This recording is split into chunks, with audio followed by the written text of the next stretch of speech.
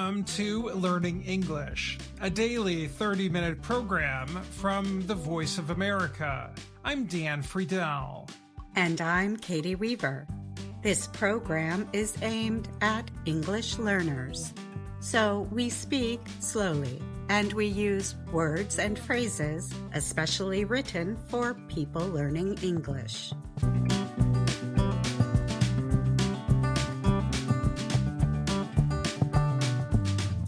Today on the program, we'll be joined by John Russell, Brian Lynn, Jill Robbins, and Anna Matteo. John will tell us about a food company that wants to save turtles from turtle soup. Then Brian tells us about a company working to connect two Texas cities with driverless trucks.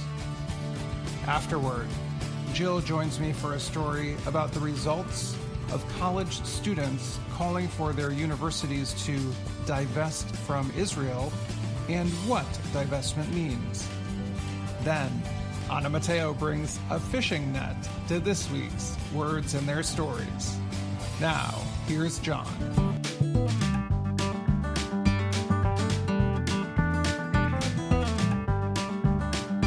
Chilean food company Natco has been working on a popular meal for people in Latin America and Asia, turtle soup.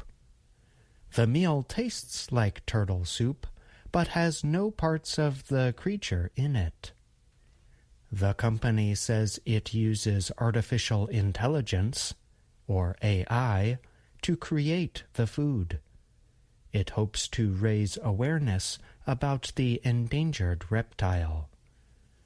Bernardo Moltedo leads the science behind the effort for Natco. He used the term impact, meaning an effect or change, to describe the effort. Moltedo added, "We have been working on this for several years. We always ask ourselves, why not? That's why we ended up working to help endangered species, as is the case with turtle soup." Natco uses an AI program to help it decide what to use. The program examined 300,000 plants and made 260 quintillion combinations until it found a mix of 5 proteins that most closely reproduced the taste of turtle meat. For now, neither the plant-based turtle meat nor the soup are for sale, but the company plans on holding an online class to teach people how to prepare the soup. With a presence in 12 countries, Natco creates foods such as hamburgers, milk, mayonnaise, or ice cream from plants. These food creations have a similar taste and texture to foods prepared with traditional animal-based ingredients. Green turtles, traditionally used in turtle soup, are on the International Union for Conservation of Nature's Red List of Endangered Species. The creature's numbers are affected by pollution, extreme weather, and fishing. The exploitation of these sea turtles is prohibited in most countries in the world. However, turtle soup remains in high demand in countries throughout Asia and Latin America, including China, Mexico, Peru, Malaysia, and others. I'm John Russell.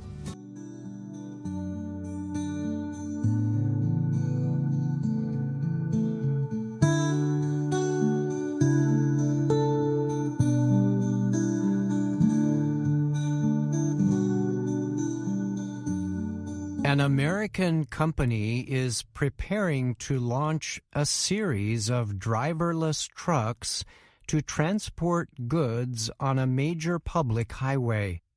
Aurora Innovation says it plans to begin the service later this year in Texas with 20 tractor trailers. The trucks will drive back and forth to transport goods between the cities of Dallas and Houston. The Pittsburgh-based company says it hopes to expand the service to thousands of tractor-trailers within 3 to 4 years.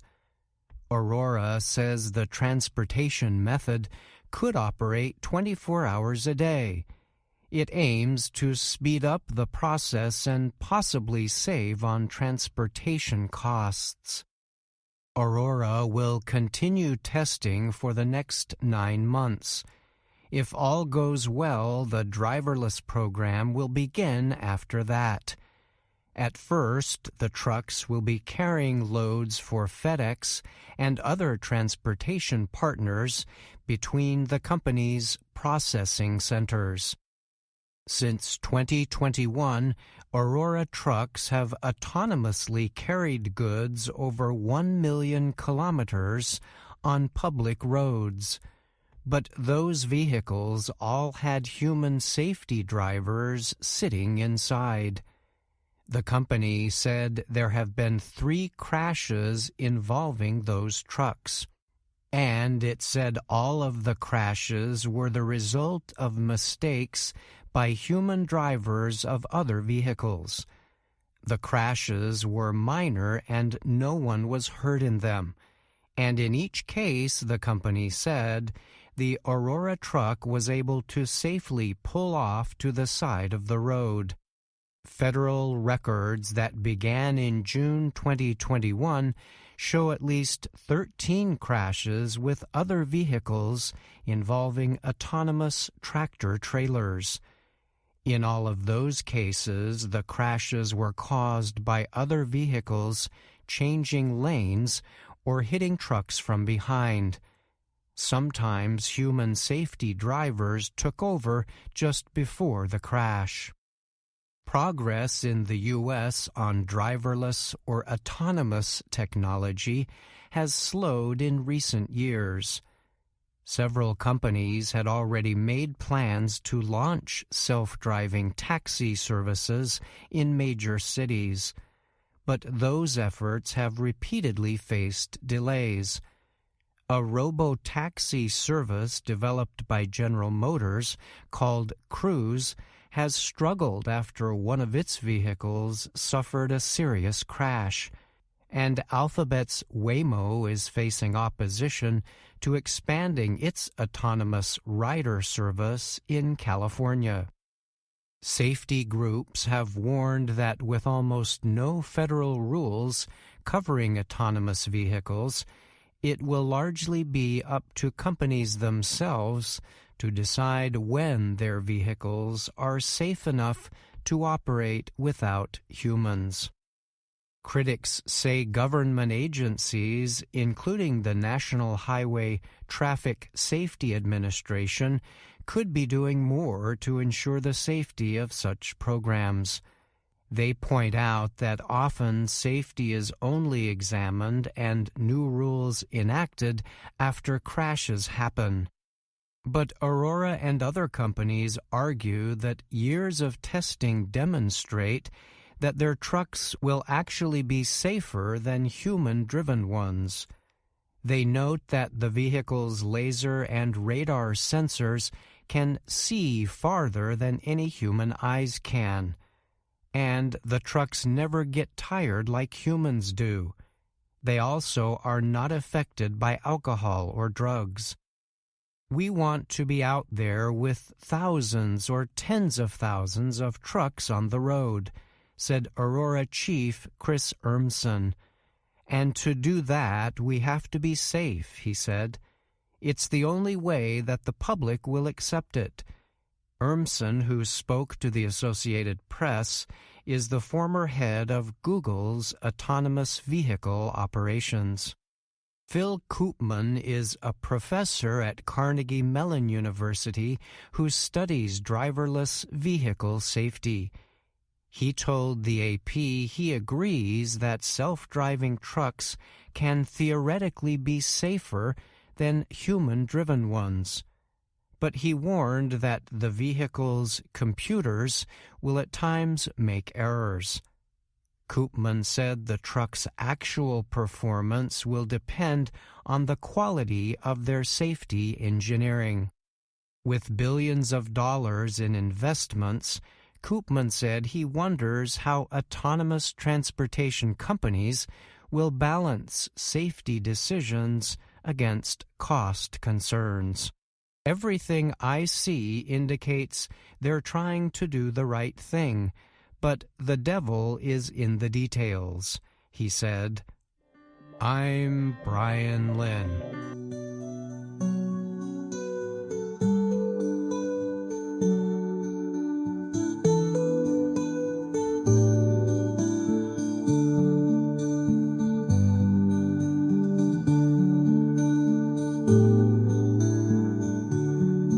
Protesters at Columbia University in New York City, the University of California, Berkeley, Brown University in Rhode Island, and others are calling on their leaders to divest from Israel.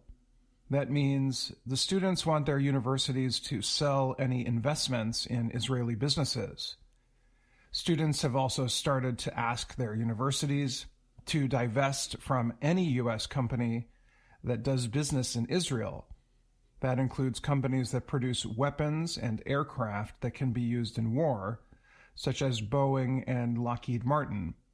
In addition, some protesters say schools should end investments in technology companies such as Google and Airbnb that do business in Israel.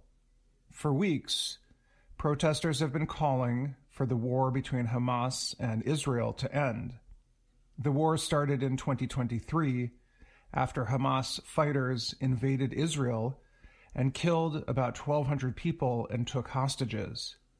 Israel's military fight against Hamas has killed more than 34,500 Palestinians, Hamas's health ministry said. Protesters began calling for divestment from Israel in the months following the start of the war. At Columbia, a group calling itself Columbia University Apartheid Divest, or CUAD, published demands. CUAD has demanded that the university divest all of Columbia's finances, including the endowment, from companies and institutions that profit from Israeli apartheid, genocide, and occupation in Palestine, ensure accountability by increasing transparency around financial investments. An endowment is a special organization that invests money for the school that creates it. The people who work for it have a legal responsibility to invest the money wisely. The gains are supposed to pay for improvements to the school grounds, new buildings, and to provide financial aid for students. Some universities are agreeing to consider changing the way they invest money in their endowments. Others are not. On April 30th at Brown, leaders said they would discuss and vote on selling investments related to Israel's fighting in Gaza if the protesters left their encampment. The protesters agreed.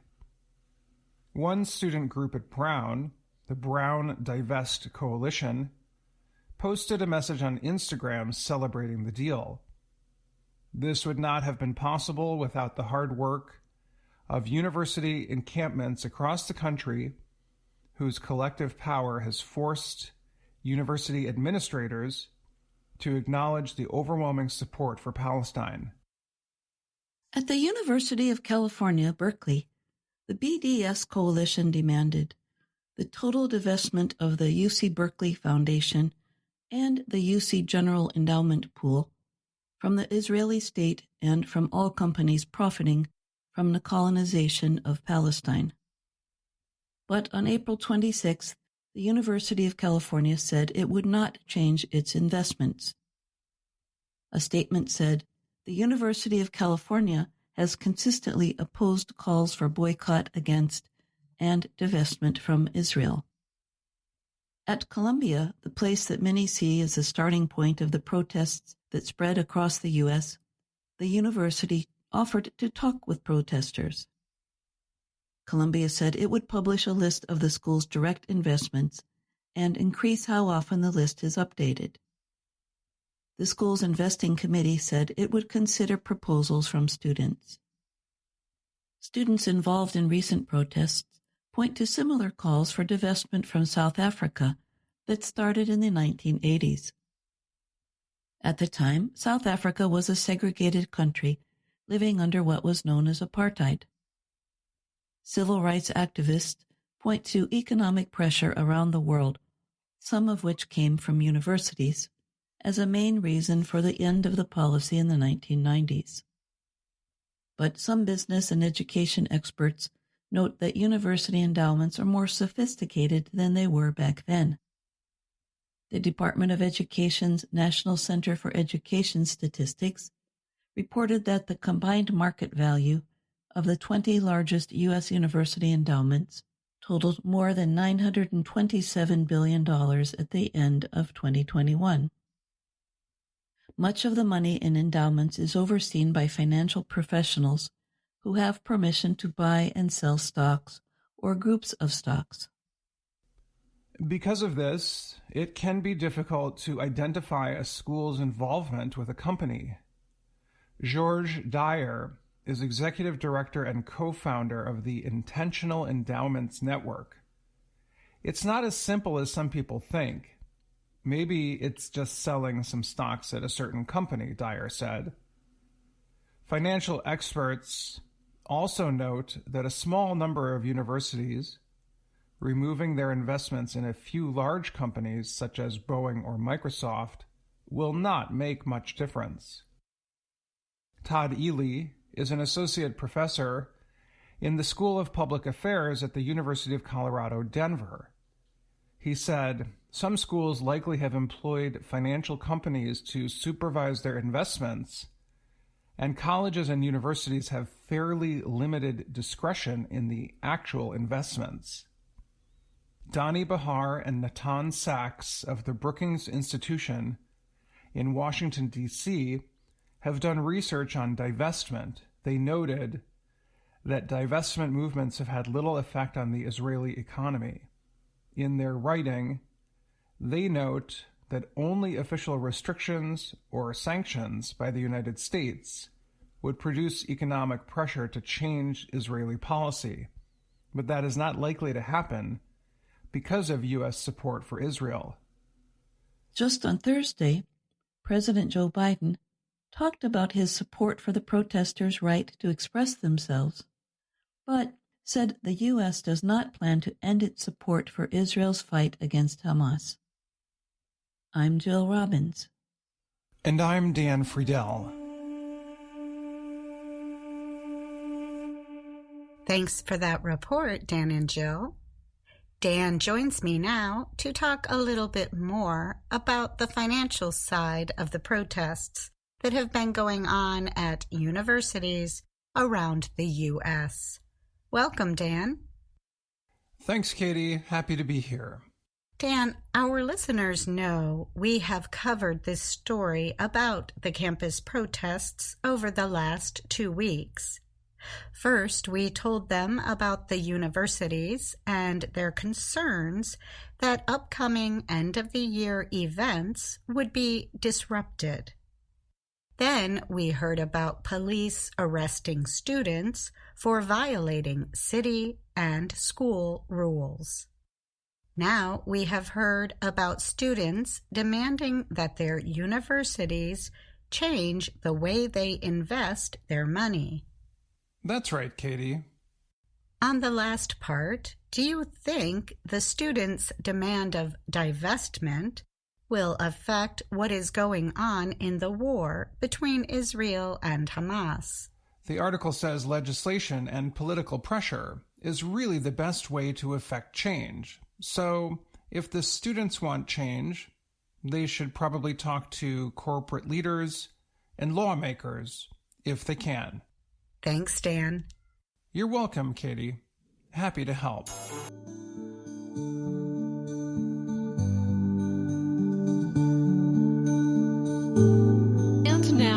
Words and their stories from VOA Learning English.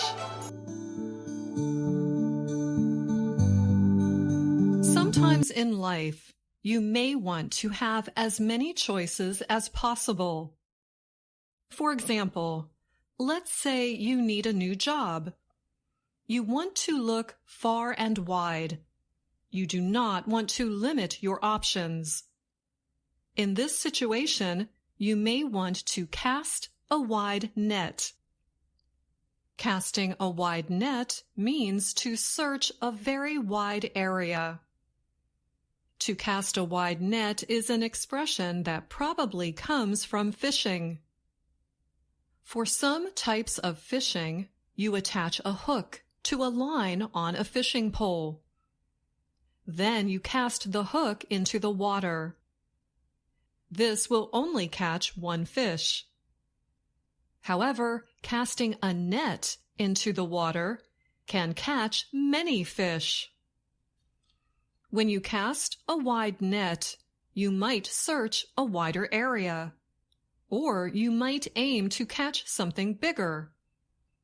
For example, if someone looks for a partner, he might cast a wide net by searching the world. He might be willing to move anywhere. He would have no limits to where he might go. People who cast a wide net want to have many choices or options. They broaden their search or widen the qualities they are willing to accept. There are many related expressions that describe similar ideas. One is to cast your net wide. Others include considering all options or exploring all opportunities. Casting a wide net also means you leave no stone unturned. You look thoroughly. You search high and low for what you want. Now, let's hear this expression used in two discussions. The first is at work. So, how's the search going for a web designer? Surprisingly, it's going slowly. So far, only 5 applicants have responded to the job announcement. 5? In this job market? I thought resumes would have been pouring in. Well, I only sent the job advertisement to one employment agency. That's not enough. We need to cast a really wide net this time. Right, I'm on it. I'll be casting a really wide net today. Now, let's hear two friends use the same expression. So how is your online dating search going? Not well. It's difficult to find the perfect partner. Well, no one is perfect. What qualities are you looking for? I'm looking for a person who is tall, 1.9 meters or taller, with a good job, but not in politics or acting. And they must have a master's degree. The height and job criteria might be a bit limiting. Oh, I'm not done. They must also live within 10 kilometers of me, love dogs, big dogs, and they can't be a smoker. Oh, they must be active outdoors, but especially with water skiing and rock climbing. Oh, and they must be a vegetarian. I think if you want to meet more people and have more options, you may want to cast a wider net. Maybe you're right. I know. I'll take off the dog criteria. If they like cats, I guess that's okay. Do you have a similar expression in your language? Let us know in the comments section, or send us an email at learningenglish@voanews.com. And that's all the time we have for this Words and Their Stories. Until next time, I'm Anna Mateo.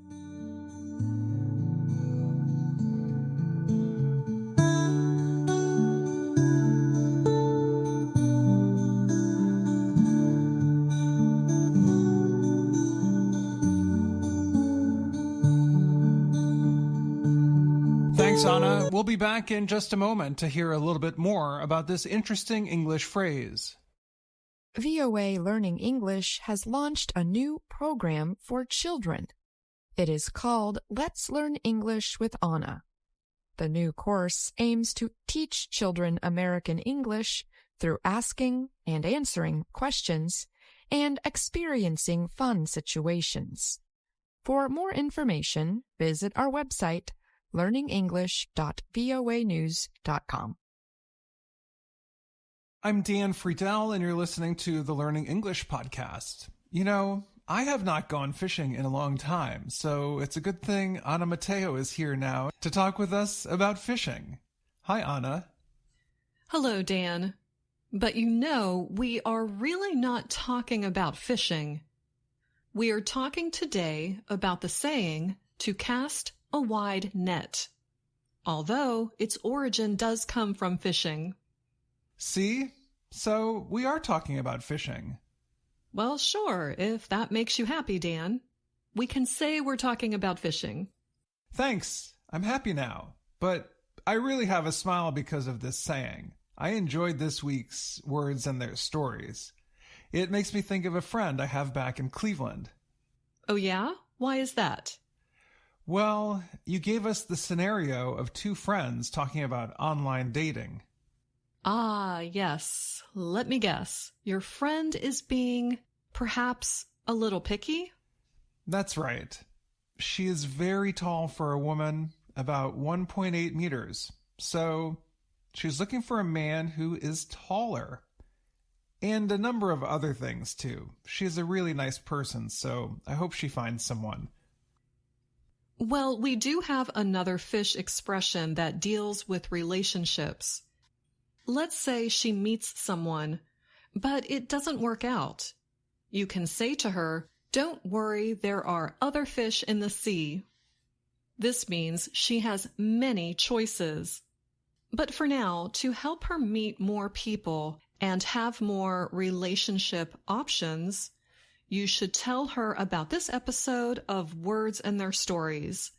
Maybe she will be inspired to cast a wider net. That's a good idea. I'll do that. I'll also suggest she go fishing. She lives by a very large lake, after all. Maybe instead of a fish, she will catch a fisherman. Ah, good one, Dan. Well, for her sake, I hope you're right. Fishing could be a good activity for a date. There is a lot of time for talking and getting to know each other while being outside. You're right. Okay, well, I've got to go. I'm going to call her right now and tell her to go fishing soon. I bet she will catch a good one, either a fish or a date. Thanks, Anna. You are very welcome, Dan. Talk to you soon. And best of luck to your friend. It's always great to have Anna on the show, isn't it? Today, we also heard from John Russell. He brought us the story about how technology and artificial intelligence is helping to save turtles from turtle soup. Brian Lynn joined us to tell about driverless trucks traveling between Houston and Dallas in Texas. How would you feel about seeing one of those trucks pass you going 120 kilometers per hour? Then, Jill Robbins and I brought you the Higher Education Report about the effects of divestment. Thanks to Jill, Anna, John, Brian, and all our VOA colleagues for their help on today's program. Most importantly, thank you for listening. I'm Katie Weaver. You can find more from Anna, Ashley, and everyone else on Instagram. Be sure to visit us at VOA Learning English. And we hope you join us for tomorrow's podcast, too. Dan Novak will bring you arts, culture, and science stories from around the world, including Brian Lynn's report on a recent laser communication experiment by NASA. I'm Dan Friedel.